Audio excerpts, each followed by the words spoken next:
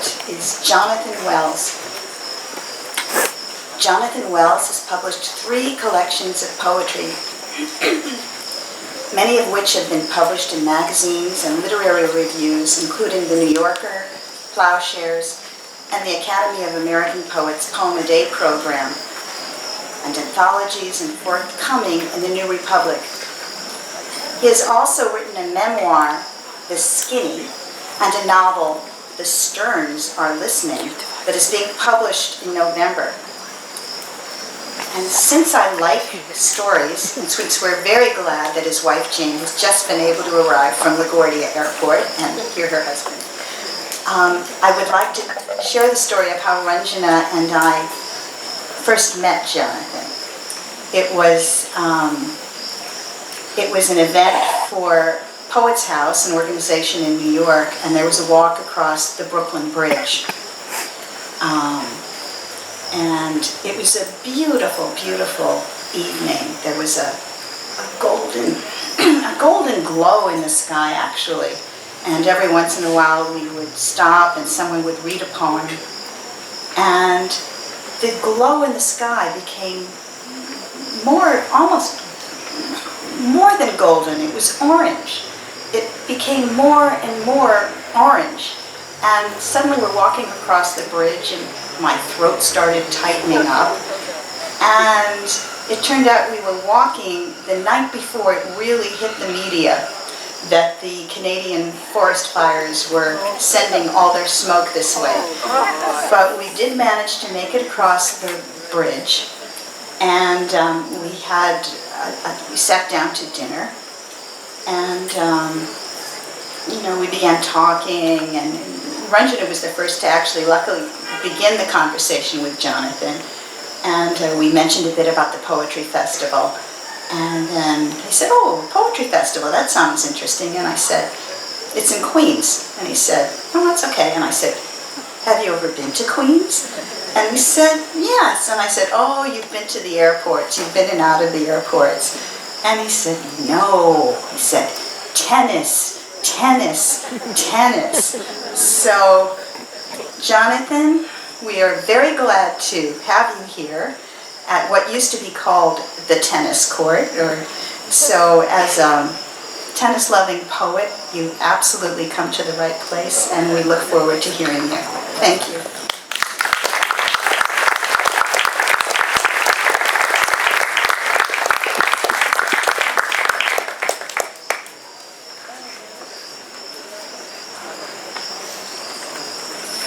Thank you, Naona. That was lovely, and it's an honor to be here, this beautiful place, and to see so many people who want to come and listen to poems, and not just listen to poems in English, but in Bengali and Bangla, and neither language of which I know a single word, and I was enchanted by both.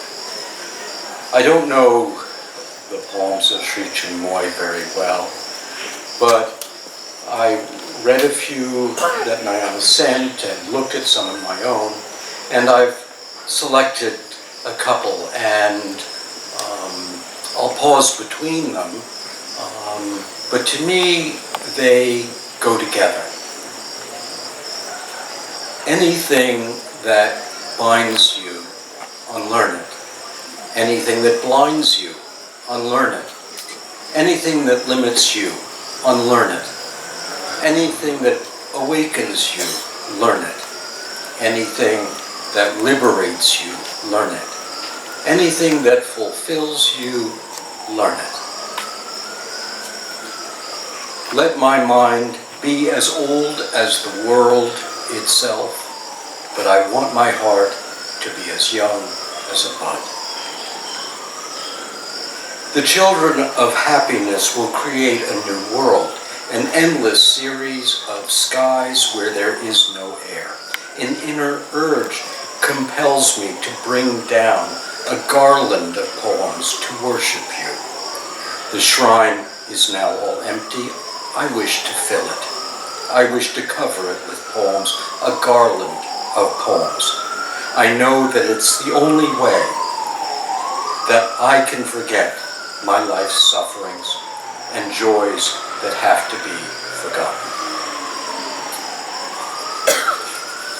I like that as a way of talking about other poems and a way of thinking of some of my own as a garland, poems that are distinct with separate titles, but also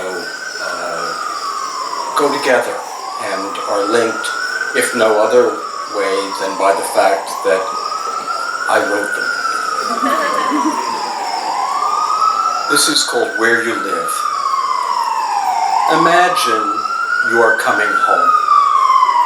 Your front steps are scattered with fresh petals, or no, they are not there, and you return in your regular shoes from your regular leather chair.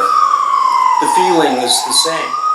The petals are just as fine, the colors just as blithe, and were placed or unplaced by the same loving hand, or troubled hand, or loving troubled hands. You walk into the foyer and kiss her cheek, or the air that was merely there when she left the room. Your kiss is just as eager or as meek, your lips just as ready to speak as yesterday. The difference is immense and thin. The difference is the house you're living in.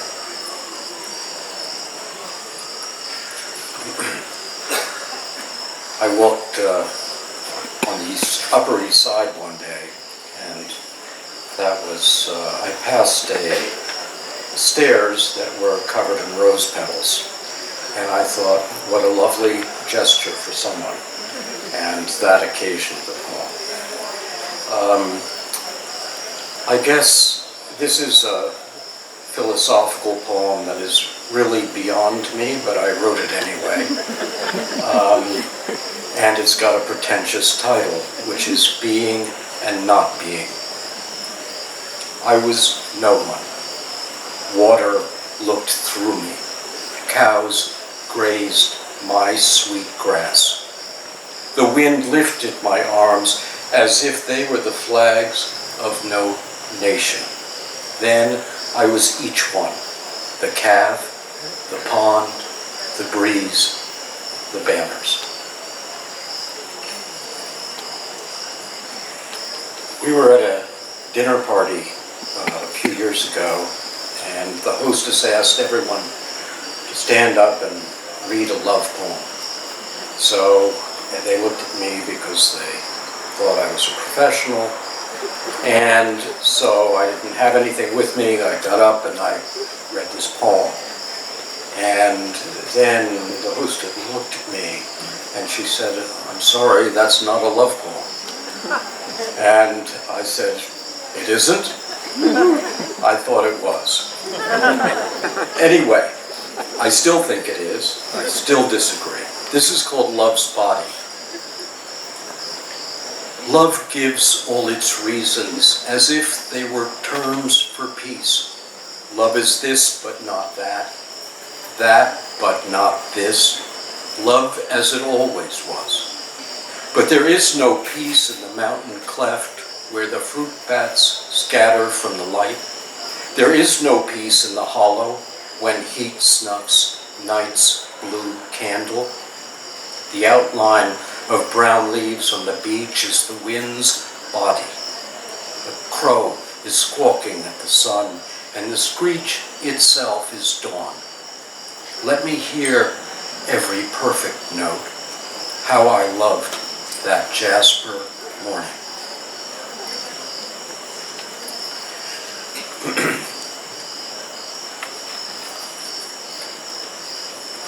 A couple of poems that I want to read are in a not collected yet, and we were talking about cat poems earlier, so I have to read this now. It's called Hiding, and it's about being responsible for making sure the cat was indoors before leaving the house, and being unequal to the task. Hiding. I'm sorry I was late. I couldn't find Babs the cat, who was hiding in the closet where the cushions are kept, although I had looked there already and closed the door. I am the king of cushions, and should have known how cool and dark and safe that hiding place was under the front stairs where he had never hidden before. I'm sorry I was late. I wasn't ready to come out. Yes, it's an identity problem. This is the poem that's coming out one of these days in the New Republic. When they accept a poem of yours, they say, "Oh, it's coming out, don't worry." It's a year later, and anyway, so I don't think I'm going to spoil publication by reading it. The feeling is mutual. So is the road, the vehicle, the painted line, the shoulder. So are the clouds, the gaps between, the labor below, the trenching, the depth, and what we worked and what we found. So is the time it took to strike bedrock, to step on the shovel, dig the spade, to forge the ditch, to lay the trough so water will flow across the pasture. So are the wildflowers, the clearing, the copse, the well. So are the bulls lumbering over and bowing down. So is the thirst that opens their throat. This is from my most recent collection from 2021, and because of COVID, I never got a chance to read from it to people, real people, three-dimensional ones. And so this is exciting for me to read a couple of poems from it. This is called Living in the Poem, and it makes me think of this place, which we are brought together in and by poetry and by poems, and this is a form of living in the poem that I knew absolutely nothing about when I wrote it. He moves into the poem as if it were a fortress in a field of wild azalea. The walls are close. He reaches out and touches the ironwood. There are wavy glass windows and night is barely lit, but bright enough for words. The floor is made of pebbles and dirt that smells of rain. It's crossed by ragged lines of ants carrying crumbs 20 times their size. That's what most work is, hauling food from here to there, storing it in mounds. He shapes a chimney with his hands as if it were a clay vessel on a wheel, something tapered to snake the smoke away. He strengthens it so no one could say how long it had been there. It was always there, standing against the clouds. That's a feeling I get being here. It feels like it's always been here. It's so beautiful and natural and accommodating. A few years ago, proof that April is the cruelest month reasserted itself, and my birthday's in April, so like many of you, I've had the experience of having many rotten days for your birthday. But this one, I wrote down a few thoughts. I wrote this poem in 20 minutes, whatever, and yet it did what you hope poems do, in that you said something you had no idea you were going to say. It took me completely by surprise. April morning. You are living the life you wanted as if you'd known what that was. But of course you didn't. So you'd grope toward it, feeling for what you couldn't imagine, what your hands couldn't tell you, for what that shape could be. This Sunday, the rain turns cold again and steady, but the window is slightly open, and there is the vaguest sense of bird song somewhere in the gaps between the buildings, because it's spring, the calendar says, and the room where you are reading is empty, yet full of what loves you, and this is the day that you were born.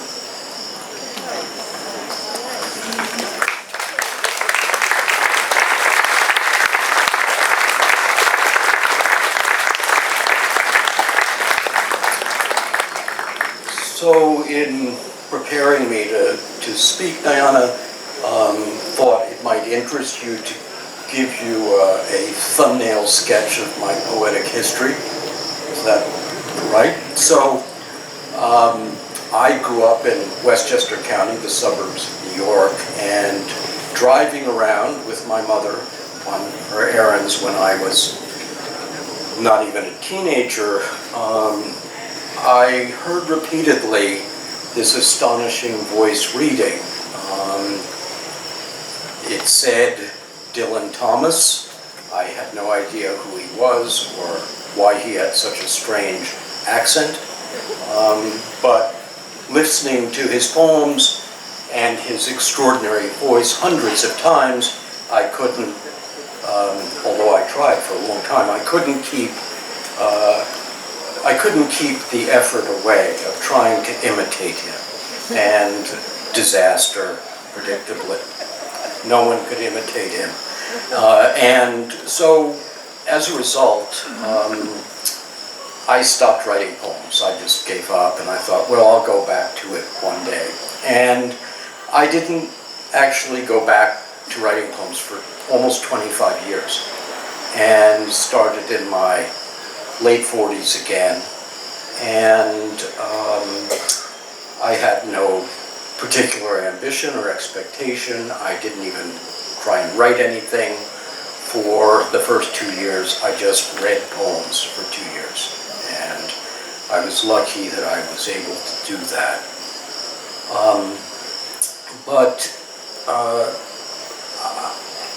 This isn't today the normal pathway to poetry, if you could say there is such a thing.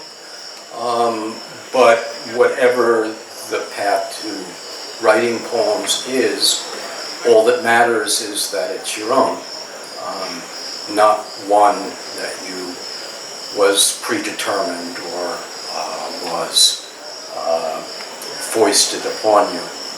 My parents didn't stop me from being a poet. That would be overly dramatic. If anything, I stopped myself.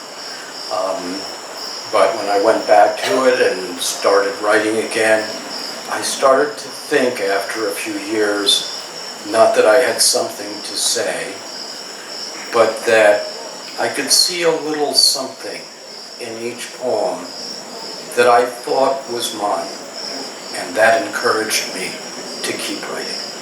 So I'd like to close by just reading a stanza of Dylan Thomas's famous poem, Fern Hill, without the accent. Now, as I was young and easy under the apple boughs, about the lilting house, and happy as the grass was green, the night above the dingle starry, time let me hail and climb golden in the heydays of his eyes, and honored among wagons I was prince of the apple towns, and once below a time I lordly had the trees and leaves trail with daisies and barley down the rivers of the windfall light. Thank you.